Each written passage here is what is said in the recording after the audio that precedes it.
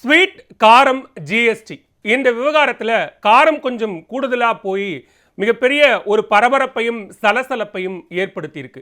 இதன் பின்னணியில் இருக்கக்கூடிய விஷயங்கள் என்ன, ஏன் இந்த விவகாரம் இவ்வளவு பூதாகாரமாக வெடித்து கிளம்பி ஒரு தேசிய பிரச்சனையாக இப்போது இது மாறி இருக்கிறது அப்படிங்கிற கேள்விக்கான பதிலை நம்ம பார்க்கலாம். மிக முக்கியமாக கோயம்புத்தூர்ல நடந்த தொழிலதிபர்கள், தொழில் முனைவோர் மற்றும் சிறு குறு தொழிலதிபர்களினுடைய ஒரு சந்திப்பு நிகழ்ச்சி நடக்குது. மத்திய நிதியமைச்சர் நிர்மலா சீதாராமன், சட்டமன்ற உறுப்பினர் வானதி ஸ்ரீனிவாசன் உள்ளிட்டோரோடு நடக்கக்கூடிய இந்த சந்திப்புல பல்வேறு தொழில் நிறுவனங்களை சார்ந்தவர்கள் அந்த சந்திப்புல பங்கேற்றிருக்கிறாங்க. அப்ப கோவையில் மிக புகழ்பெற்ற ஒரு உணவு சங்கிலி நிறுவனமான அன்னபூர்ணா நிறுவனத்தினுடைய நிர்வாக இயக்குனர் ஸ்ரீனிவாசன் சில விஷயங்கள் அங்க பகிர்ந்துக்கிறார். அவர் சொல்ல வந்த கருத்தினுடைய நோக்கம் என்ன அப்படின்னா, ஜிஎஸ்டி உணவு பொருள் விவகாரங்கள்ல பல்வேறு விதமான ஏற்ற இறக்கங்கள் அந்த பொருளுக்கான ஜிஎஸ்டி என்பது இருக்கிறது. எனவே அதில் ஒரு யூனிஃபார்மிட்டி கொண்டு வாங்க அப்படிங்கிறது தான் அவர் கேட்க வந்த கருத்தினுடைய சாரம்சம். ஆனால் அது அவருக்கே உரிய அந்த கொங்கு தமிழ்ல கொஞ்சம் கிண்டல் தொனியில அவர் சில விஷயங்களை அங்கு பேசுறாரு. அப்ப மேடையில் இருக்கக்கூடிய சட்டமன்ற உறுப்பினர் வானதி ஸ்ரீனிவாசன் எங்களுடைய கடைக்கு வருவாங்க, அவங்க ஜிலேபி சாப்பிடுவாங்க, ஜிலேபி சாப்பிட்டா டாக்ஸ் தொடர்பாக எங்களோடு ஏன் இதுக்கு இப்படி ஒரு டாக்ஸ் போடுறீங்க, ஸ்வீட் சாப்பிட்டுட்டு அப்புறம் காரம் சாப்பிட்டுட்டு அப்புறம் காஃபி குடிப்பாங்க. தமிழ்நாட்டை பொறுத்த வரைக்கும் ஸ்வீட் காரம் காஃபி இதுதான் வழக்கமாக இருக்கக்கூடிய ஒரு நடைமுறை. அந்த அடிப்படையில் ஸ்வீட் சாப்பிட்டுட்டு காரம் சாப்பிட்டுட்டு அதுக்கப்புறம் காஃபி குடிப்பாங்க.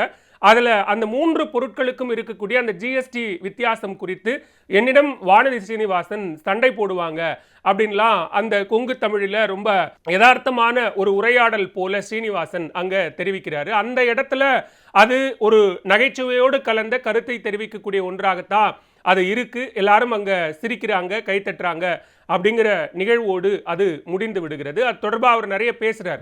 ஜிஎஸ்டியில் இருக்கக்கூடிய பல்வேறு வேரியேஷன்ஸ் சம்பந்தமாகவும் ஸ்ரீனிவாசன் அங்கே பேசுறார். அதில் மிக குறிப்பாக க்ரீம் பன் அப்படின்னு இருந்தால் பன்னுக்கு ஜிஎஸ்டி இல்லை, ஆனால் அது உள்ள வைக்கக்கூடிய க்ரீமுக்கு ஜிஎஸ்டி இருக்கு அப்படிங்கிற மாதிரியான நிறைய வித்தியாசங்கள் இருக்கிறது.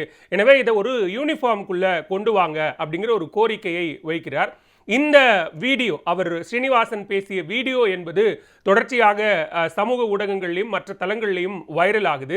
நிதியமைச்சர் நிர்மலா சீதாராமனிடம் ஜிஎஸ்டி குறித்து தொடர்ச்சியாக இப்படி பல கேள்விகளை ரொம்ப தைரியமாக எழுப்பியிருக்காரு, பேசியிருக்காரு அப்படின்னு சொல்லி அந்த வீடியோ செலிப்ரேட் பண்ணப்படுது. எல்லா தளங்கள்லையும் கொண்டாடுறாங்க. ஒரு தொழில் நிறுவனத்தினுடைய உரிமையாளர் இப்படியான ஒரு கேள்வியை நிதியமைச்சரையும் சட்டமன்ற உறுப்பினரையும் மேடையில் வைத்து கொண்டு கேட்டிருக்கிறார், பாருங்கள் அப்படின்னு சொல்லி அந்த வீடியோ வைரல் ஆகுது. அதற்கு பிறகாக ஒரு சந்திப்பு என்பது நடக்குது. அப்பயும் நிதியமைச்சர் அங்கே கோயம்புத்தூர்ல தான் இருக்காங்க. அப்போ நிதியமைச்சர் நிர்மலா சீதாராமனையும் சட்டமன்ற உறுப்பினர் வானதி ஸ்ரீனிவாசனையும் ஸ்ரீனிவாசன், அன்னபூர்ணா நிறுவனத்தினுடைய நிர்வாக இயக்குனர் ஸ்ரீனிவாசன் அந்த ஹோட்டல் அறையில் சந்தித்து பேசுகிறார். அப்போ பேசும்போது இந்த மாதிரி நான் அங்கு பேசிய கருத்துக்கள், நான் கேட்க வந்த அந்த கோரிக்கைகள் இது எல்லாமே தவறாக புரிந்து கொள்ளப்பட்டிருக்கிறது. அது சமூக ஊடகங்களில் ரொம்ப வைரலாக அது போயிட்டு இருக்கு. எனவே என்னுடைய கருத்துக்கு தவறாக பொருள் கொள்ளப்பட்டிருந்தால், அது தவறாக இருந்தால் நான் வருத்தம் தெரிவிச்சுக்கிறேன், மன்னிப்பு கேட்டுக்கிறேன் அப்படின்னு சொல்லியிருக்கிறார். அதை ஈவன் வானதி ஸ்ரீனிவாசனிடமும் அதை தெரிவித்திருக்கிறார். அந்த வருத்தத்தையும் மன்னிப்பையும் வானதி ஸ்ரீனிவாசனிடமும் தெரிவித்திருக்கிறார். அந்த மன்னிப்பு கேட்ட வீடியோவும் ரெக்கார்ட் செய்யப்பட்டு அதுவும் பொதுவெளியில வெளியாகுது. அங்க ஒருபுறம் அவர் பேசினது அது ஒரு நிகழ்வா நடந்த விஷயம். அங்க எல்லா தொழிலதிபர்களும் தொழில் முனைவோர்களும் இருக்காங்க. அது கேட்கப்பட்ட விஷயங்கள் வீடியோவா வெளியானது வரைக்கும் ஓகே. ஆனா இந்த பக்கம் மன்னிப்பு கேட்ட வீடியோ, ஒரு ஹோட்டல் அறைக்குள்ள பேசப்பட்ட 3 பேர் பேசக்கூடிய நிகழ்வை அதுவும் காட்சிப்படுத்தப்பட்டு பொதுவெளியில் பகிரப்படுகிறது. முதல் நாள் அவர் இப்படி பேசி உடனடியாக அவர் மிரட்டப்பட்டு மன்னிப்பு கேட்க வைக்கப்பட்டார். இதுதான் பாசிசத்தினுடைய உச்சம் அப்படின்னு கடுமையான விமர்சனத்துக்குள்ள இந்த வீடியோ போகுது. காங்கிரஸ் கட்சியை பொறுத்த வரைக்கும் ராகுல் காந்தி, தேசிய தலைவர் கார்கே உள்ளிட்டோர் இந்த விவகாரங்களில் கடுமையான எதிர்வினை ஆற்றியிருக்கிறார்கள். ஒரு தொழிலதிபரை இவ்வளவு அநாகரிகமாக நடத்துவதா, இது ஆணவத்தினுடைய உச்சம் அப்படின்னு நிதியமைச்சர் மேல கடுமையான விமர்சனங்களை முன்வைத்திருக்கிறார்கள். இந்த விவகாரத்தில் வானதி ஸ்ரீனிவாசன் தன் தரப்பு விளக்கத்தையும் தனியாக கொடுக்குறாங்க.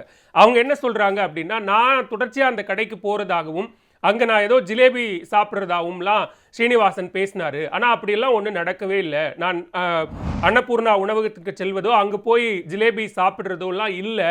ஆனா ஏன் அவர் அப்படியான தவறான தகவல்களை பகிர்ந்து கொண்டார் அப்படின்னு கேட்குற அதே நேரத்தில் அவங்க இன்னொரு முக்கியமான கார்டையும் கையில் எடுக்கிறாங்க. என்ன அப்படின்னா, மேடையில் அமர்ந்திருந்தது ஒரு பெண் மத்திய அமைச்சர், ஒரு பெண் சட்டமன்ற உறுப்பினர். இதுவே அங்க ஆண்களாக இருந்திருந்தால் இப்படியான கேள்வி அங்க வந்திருக்குமா?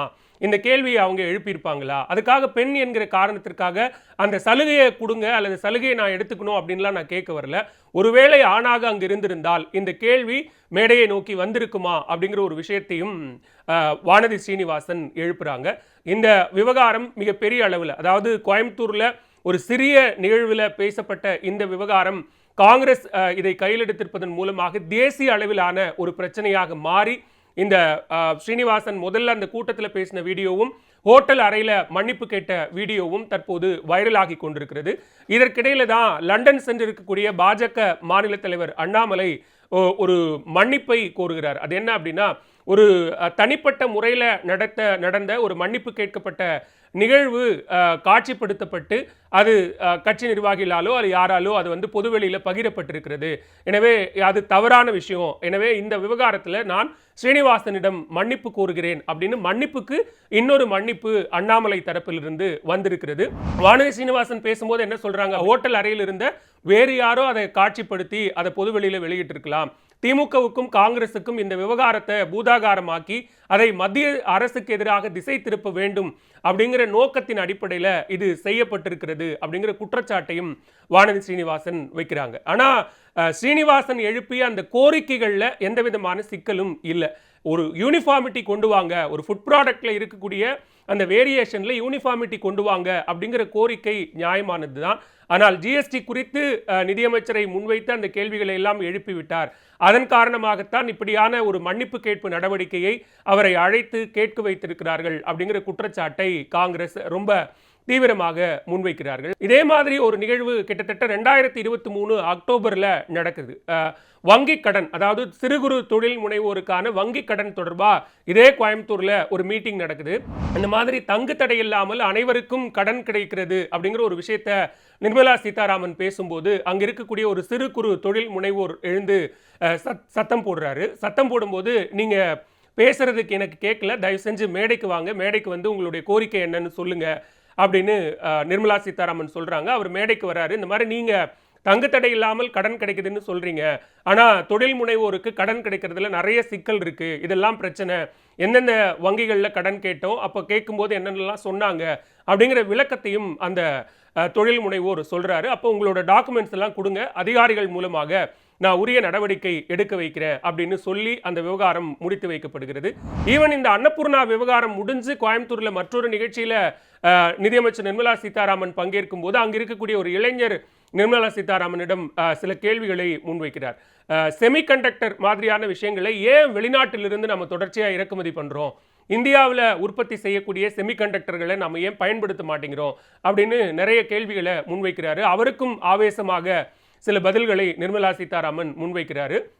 மத்திய அரசினுடைய இந்த தொழில் கொள்கைகளில் செமிகண்டக்டர் தொடர்பான நிறைய விஷயங்கள் இருக்கு, அதையெல்லாம் படிச்சுட்டு நீங்க வேணா டெல்லிக்கு வாங்க, அங்க வந்து நம்ம விவாதம் நடத்தலாம் அப்படின்னு சொல்லிட்டு போறாங்க. ஸோ ஒட்டுமொத்தமா இந்த ஸ்வீட் காரம் காஃபி என்கிற விவகாரம் தற்போது ஸ்வீட் காரம் ஜிஎஸ்டி ஆக மாறி இதுல உச்சபட்ச காரம் என்பது தற்போது ஏற்பட்டிருக்கிறது. இந்த விவகாரம் இத்தோடு முடிந்துவிடக்கூடிய விவகாரமா, இது ஒருவேளை அன்னபூர்ணா நிறுவனத்திற்கோ அதனுடைய நிர்வாக இயக்குனர் ஸ்ரீனிவாசனுக்கோ இது ஏதாவது பின்விளைவுகளை செட்பேக்கை ஏற்படுத்துமா அப்படிங்கிற கேள்வி ஒருபுறம் இருக்க, அதே நேரத்தில் இந்த ஜிஎஸ்டி விவகாரமும் அதில் நடந்த நிகழ்வுகள் தொடர்பான வீடியோவும் காங்கிரஸ் கட்சி இதை ஒரு தேசிய விவகாரமாக மாற்றி இருப்பதன் காரணமாக ஒட்டுமொத்த இந்திய அளவில் இந்த விவகாரம் மிகப்பெரிய ஒரு பேசுபொருளாக மாறி இருக்கிறது.